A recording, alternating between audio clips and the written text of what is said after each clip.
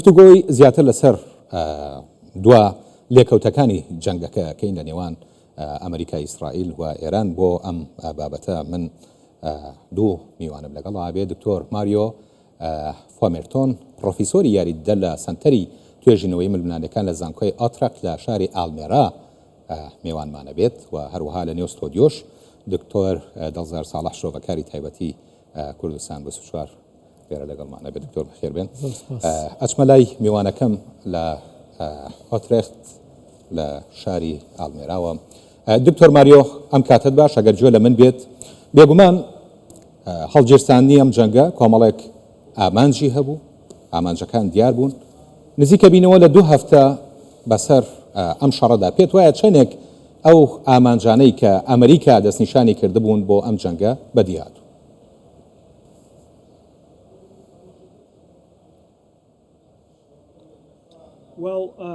بەڵێ وا دەردەکەوێت کە بەشێک لە کێشەکە هێشتا ناڕوونە.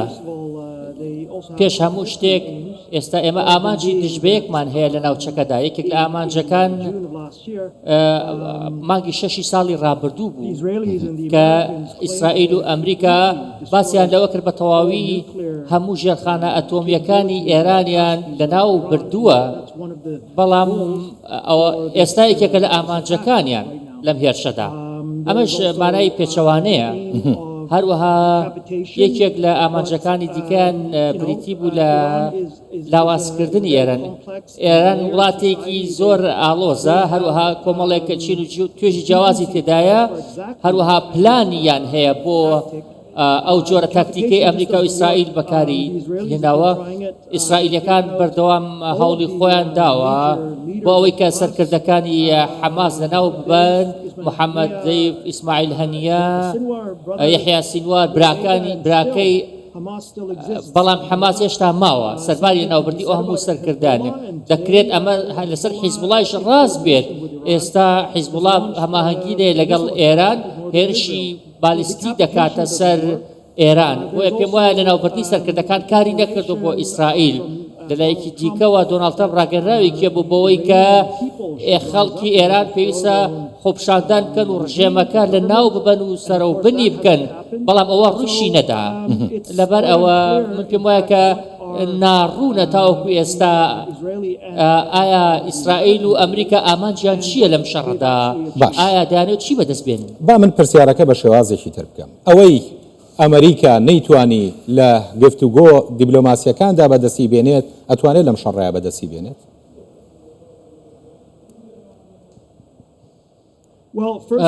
پێش هەموو شتێک ئەوەی کە پێویستە بە دیبلۆماسیەتەوە بەشێک زۆر لە توێژەرەکان پرسیاری ئەوە دەکەن ئایا ئەمریکا ڕژدە لە هەوڵە دیبلۆماسیەکاندا، چونکە پێش ڕۆژێک لە پسوەشتی مانگی 2 ڕابردوو وتەبێژی حکوومەتی قەتەر وتوێتی کە ئێران دەیەوێت سازشی زۆر باش بکات، بەڵام لەگەڵ ئەوەشدا ئێران و لەگەڵ ئەوەشدا ئیسرائیل و ئەمریکا هێرشیان کردە سەر ئێران. پێم وانییە کە دیبلۆماسیەت بەڕشتی جێبەجێ کرا بێت لەلایەن ئەمریکاوە، یاخۆت پێم وانییە لای ئەمریکا بوونی هەبێت. لەلایەکی دیکەشەوە پێم وانییە کە ئۆپراسیۆنی سەربازی سەرکەوتوو بێت لە ئێراندا. ئەی کەواتە دانیشتە دیبلۆماسیەکان بۆچی بوو دکتۆر؟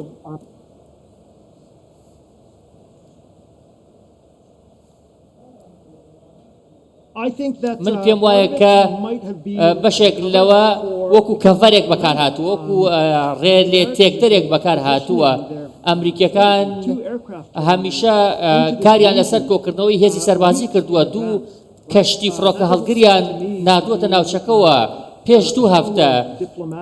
پێم وانییە ئەوە نیشانەیەکی باشی دیبلۆماسی بێت، نیشانەی باوەڕێکی باشیان بە دیبلۆماسی بوو بێت کە تۆ کەشتی سەربازی دەنێریتە ناوچەکەوە. ئەمە دووەمین جارەکە دیبلۆماسیەت لەگەڵ ئێران ئەنجام دەدەن، واتە هەم دیبلۆماسیەت دەکەن و لە کاتێکشە هێرش دەکەنە سەر ئێران. پێم وایە کە بەلای ئێرانیەکانەوە لەم کاتەدا ڕێگەی دیبلۆماسی یاخود بژاردەی دیبلۆماسی بەلای ئێرانەوە داخراوە، چونکە ناتوان بڕوا بە ئیسرائیل و ئەمریکا بکەن. ئەگەر باسی لایەنی سەربازی بکەین، ئەوەی کە ئەمریکیەکان و ئیسرائیلەکان دەیانەوێت بیکەن بۆمب هاوێشتنە، بۆمبی دوور هاوێژە. ئەگەر ئێمە سەری مێژوو بکەین و کەسێک شارەزای مێژوو بێت، دەزانین کە هێزی سەربازی ناتوانێت شەڕت بۆ باتەوە، پێویست بە هێزی زەمینیە، پێویست بە ناتنی سەربازە بۆ ئەوەی ڕژێمێک بگۆڕی. بەڵام ئەمریکا و ئیسرائیل هیچ هێزێکی سەربازی ڕشتیان لەسەر زەوی ئێران نییە بۆ ئەوەی کە مەترسی و ئاڵنگاری گەورە لەسەر ئێران دروست بکەن. زۆر باشە دکتۆر، من ئەگەڕێمە وڵات میوانێکم لایە لە ستۆدیۆ، دکتۆر دڵزار شرۆڤەکاری سیاسی کوردستان 24. دکتۆر لە قسەکانی دکتۆر ماریۆ ئاماژەی بۆکە کە جۆرێ لە ئیزدیواجیەت هەیە لە ئامانجەکان، دەستنیشانکردنی ئامانجەکان لەلایەن ئەمریکاوە. پێشتر وتیان بنکە ئەتۆمیەکانمان لە ناو بردووە، دوجار دانووسانیانەکە لەسەر بابەتی ئەتۆمی ئێران. پێتوانیە ئیزدیواجیەتێک لە ڕووی ئامانجەکانی ئەمریکا و ئیسرائیلی شەیە، ینی ئامانجەکانیان تقریبەن یەک نین. خۆی لە ڕاستیدا هەر ئەمە لە سەرەتای جەنگەکە بەدەرکەوتەوە، تاکو و جەنگەکەش درێژ دەبێتەوە، ئەمە زیاتر بەدەردەکەوێتن. خۆی ئەمریکا ئێمە باش دەزانین لە ساڵی ڕابردوو کاتێکە جەنگی 12 ڕۆژە هەڵگیرسا، باسییان لەوە کرد تەواو ئێمە توانیمان پێگە ئەتۆمیەکانی ئێران بە تەواوی پەک بخەین و لە ناویان بین و ئیتر جارشتر مەترسی لەسەر جیهان نەما. بەڵام دوای 8 مانگ دەبینین دووبارە هێرشیان کردەوە سەر ئێران و گوتیان نا ئێران ئەگەر ئێمە ئەو هێرشەمان نەکردوایە لە چەند ڕۆژێکی داهاتوودا ئێران دەگەیشتە بۆمبی ئەتۆمی و ئامادەی دەکرد و ڕەنگە هێرشی کردبایە سەرمان. ئەمە لێدوانی سەرۆکی ئەمریکا. ئەگەڕێم وڵات ئەچمەوە لای دکتۆر ماریۆ لە ئەلمێراوە لەگەڵمانە. دکتۆر، کەمێ پێش ئێستا دۆناڵد ترامپ زۆر موسەیتەر قسەیە کرد، دەیوت هەموو شتێ لەژێر کۆنتڕۆڵە و بەسەر بارودۆخەکە بە تەواوی سەیتەرەمان کردووە. لە کاتێکان راپۆرتەکان باس لەوەیەکەن کە تێچووی ئەم جەنگە زۆر کەوتووە لەسەر ئەمریکا کە 11 ملیار دۆلاری تێپەڕاندووە تا ئێستا. پێت وایە هەموو شتێ لەژێر کۆنتڕۆڵا بێ و بارودۆخەکە بەو شێوەیە دۆناڵد ترامپ پێی لێ باش بێت؟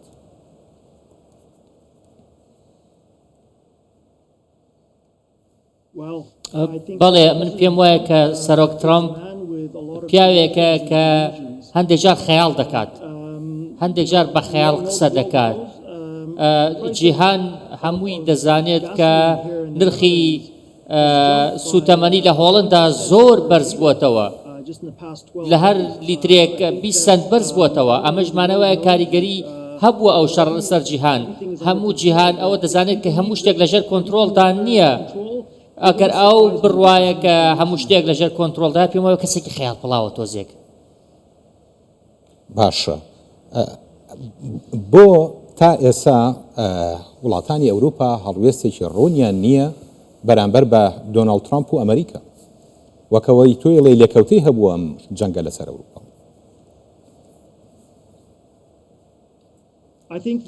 من پێم وایە کە ئەگەر جگە لە ئیسپانیا هیچ وڵاتێکی ئەوروپی بە شێوەیەکی ڕاستەوخۆ ئەو ئۆپراسیۆنە نایاساییەی ئیسرائیل و ئەمریکایان بۆ ئێران سەرکۆنە نەکردووە، تەنها ئیسپانیا ئەوەی کردووە. هۆکارەکەی چییە؟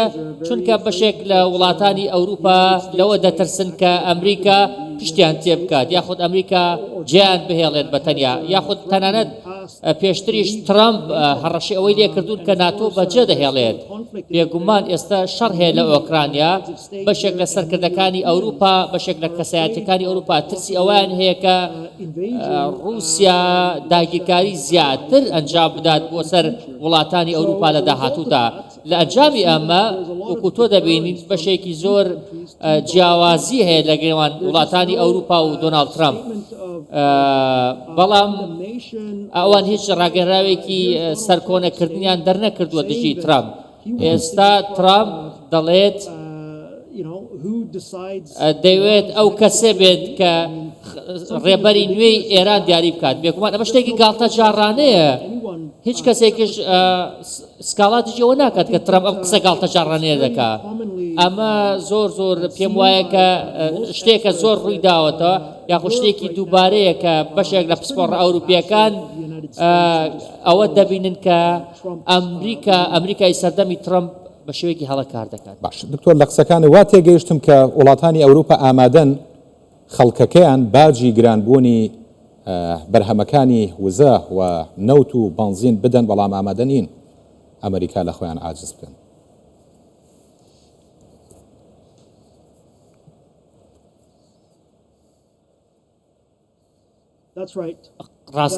ڕاستە من پێم وایە کە بۆ نمونە ئەڵمانیا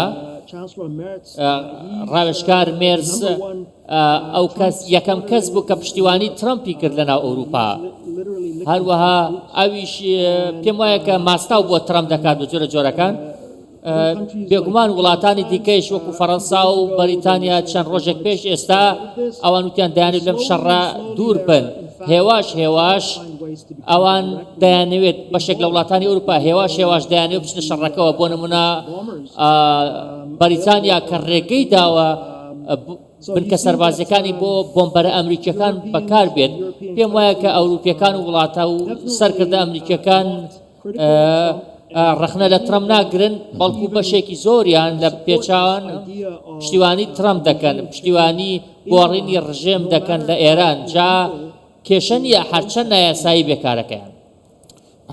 دکتۆر ماریۆ فۆمێرتۆن پرۆفیسۆری یاریدەر لە سەنتەری توێژنەوەی ململانەکان لە زانکۆی ئاترێخت لە شاری ئالمێراوە لەگەڵمان بووی سپاس بۆ بۆچوونەکانی بەڕێز.